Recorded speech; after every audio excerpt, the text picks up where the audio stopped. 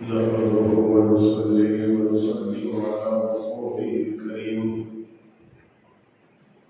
أما بعد فأعوذ بالله من الشيطان الرجيم بسم الله الرحمن الرحيم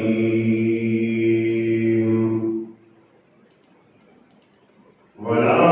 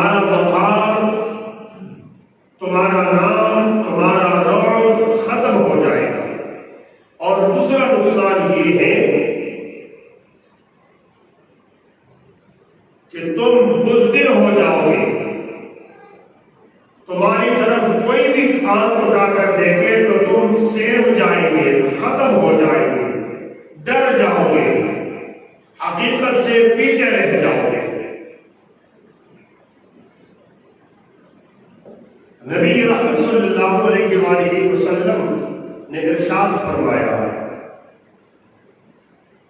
مسلمانوں کا ایک دوسرے پر رحم کرنا، ایک دوسرے سے دوستی رکھنا اور ایک دوسرے پر نرمی کرنا تم اپنی آنکھوں سے دیکھو گے۔ سنو اے مسلمانوں، اس کی مثال ایک جسم کی طرح ہے۔ جب جسم کے ایک عضو میں، جسم کے کسی حصہ میں اگر درد تکلیف ہو تو سارا جسم بے قرار اور بے سکون رہتا ہے۔ سارا جسم، سارا بدن اس ایک خاص عضو کی بیماری اور تکلیف کی وجہ سے جاگتا رہتا ہے۔ نبی محمد صلی اللہ علیہ وآلہ وسلم نے ارشاد فرمایا، مومن کے لیے ایک دیوار کی طرح ہے جس کی بعض اجزاء بعض کو مضبوط کرتے ہیں۔ ایک دیوار ہوتی ہے نا، دیوار میں بلاک ہے، اینٹ ہے، پتھر ہے، لکڑیوں کی دیوار ہے، جس چیز کی بھی ہے، دیوار کا ایک حصہ دوسرے حصے کو مضبوط کر لیتے ہیں۔ جب پیارے آقا علیہ السلام نے یہ فرمایا کہ دیوار کے بعض اجزاء بعض سے ملے ہوئے اس کو مضبوط کر دیتے ہیں، پھر اپنے ہاتھوں کو آپس میں اس طرح ڈال دیا، اس طرح انگلیوں کو انگلی میں ڈال کے زور دیا، مضبوط کر دیا۔ فرمایا میرے ہاتھ دیکھو، یہ ساری انگلیاں اکٹھی ہو گئی، ایک دوسرے میں پیوست ہو گئی۔ اب دیکھو ان پانچوں کے پانچ انگلیوں کا آپس میں ملانا، ایک دوسرے میں پیوست ہونا، ان کی طاقت زیادہ ہے یا علیحدہ علیحدہ کر کے ایک انگلی آپس میں مل جائے، اس کی طاقت زیادہ ہے۔ نبی کی محمد صلی اللہ علیہ وآلہ وسلم نے ارشاد فرمایا، ایک دوسرے سے بغض نہ رکھو، حسد نہ رکھو، ایک دوسرے سے پیٹھ نہ پھیرو، اللہ کے بندے اور بھائی بن جاؤ۔ سبحان اللہ، اللہ کے بندے اور بھائی بن جاؤ۔ تین باتوں سے منع فرمایا، بغض نہ رکھو آپس میں مسلمانوں، ایک دوسرے سے حسد نہ کرے مسلمانوں، اور تیسری بات یہ فرمائی کہ کسی سے پیٹھ مت پھیرو، ایک دوسرے سے چھپو مت، پیٹ مت پھیرو۔ یہ تین باتیں فرما کر فرمایا اللہ کے بندے اور بھائی بن جاؤ۔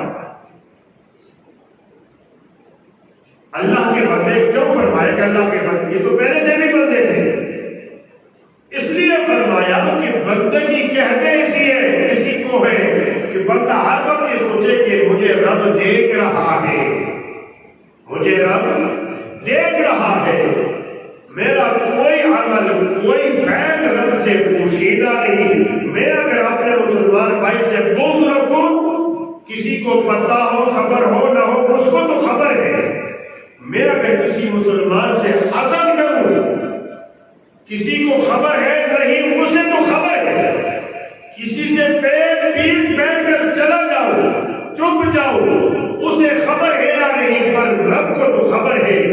اس لیے فرمایا رب سے ڈرو، اس کے بندے بن جاؤ، اور بندے بننے کے بعد فرمایا بھائی بن جاؤ۔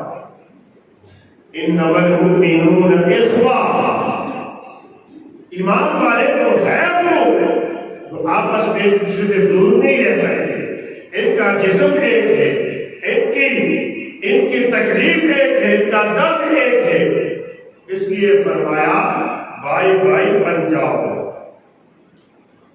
حضرت عبداللہ ابن مسعود رضی اللہ تعالی عنہ بیان فرماتے ہیں کہ رحمت عالم صلی اللہ علیہ وآلہ وسلم نے ارشاد فرمایا، مسلمان کو گالی دینا فسق ہے، فسق کے معنی ہے گناہ کبیرہ، فسق کے معنی ہے گناہ کبیرہ، بڑا گناہ، یعنی کسی مسلمان مرد عورت بوڑھے جوان کو گالی دینا یہ کوئی معمولی بات نہیں، یہ گناہ کبیرہ ہے، اور کسی مسلمان کو ناحق قتل کرنا فرمایا کفر ہے۔ یہ نبی مہربان صلی اللہ علیہ وسلم کا فرمان ہے۔ نبی کریم صلی اللہ علیہ وآلہ وسلم نے ارشاد فرمایا، کوئی آدمی بھی کسی دوسرے آدمی کو گناہ کی تہمت، فسق کی تہمت نہ لگائے۔ منع ہو کہ کوئی شخص، کوئی آدمی، مرد ہو یا عورت، وہ کسی دوسرے کو فسق کی تہمت، گناہ کا الزام نہ لگائے اور نہ کفر کا الزام لگائے، نہ کسی کی طرف کفر کی اشارہ کرے۔ اگر وہ شخص اس الزام کا مستحق ہو پھر تو اس کی طرف چلا جائے گا۔ اگر وہ اس فسق اور کفر، اس تہمت کا مستحق نہ ہو تو وہ الزام، وہ تہمت تیری طرف واپس لوٹ آئی۔ ہم نے کبھی نبی مہربان صلی اللہ علیہ وآلہ وسلم کے ان ارشادات پر غور کیا ہے، فکر کیا ہے، کبھی توجہ نہیں ہے؟ ہم تو سوچتے ہیں کہ ہم کسی کے لیے سوچتے ہیں، کسی کے لیے پروگرام کرتے ہیں، منصوبہ بناتے ہیں، حسد کرتے ہیں، بغض کرتے ہیں، اس سے پیٹ پیر لیتے ہیں، اس پر جھوٹی تہمت لگا دیتے ہیں، تو سوچتے ہیں کہ میں کامیاب ہو گیا ہوں۔ یہ ہماری سوچ ہے۔ رب فرماتے تو غالب ہو گیا، تو ہلاک ہو گیا، تو کامیاب نہیں ہوا، اور جس کے لیے تو نے دل میں اتنا کچھ گند چھپائے رکھا ہے، اسے تیرے اس گند نے کوئی نقصان نہیں پہنچایا۔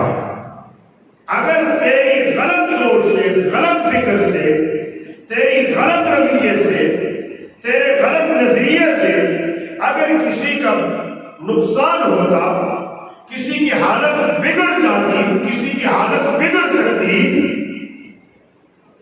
تو حضرت یوسف علیہ السلام کے بھائیوں نے اپنے بھائی حضرت یوسف علیہ السلام کے لیے کوئی قصر باقی نہیں چھوڑا تھا، کوئی قصر باقی نہیں چھوڑا تھا۔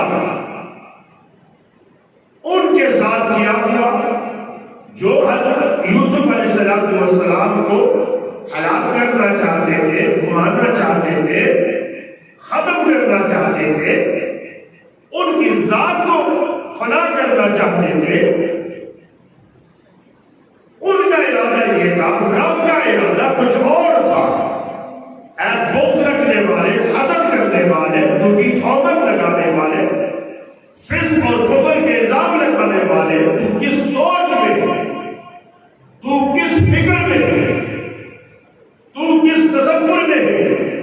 تیری فکر، تیرا تصور، تیری سوچ شیطانی سوچ ہے۔ تیری اس منصوبوں سے کسی کا کچھ بھی نہیں بگڑ سکتا۔ بگڑے گا تیرا اپنا بگڑے گا۔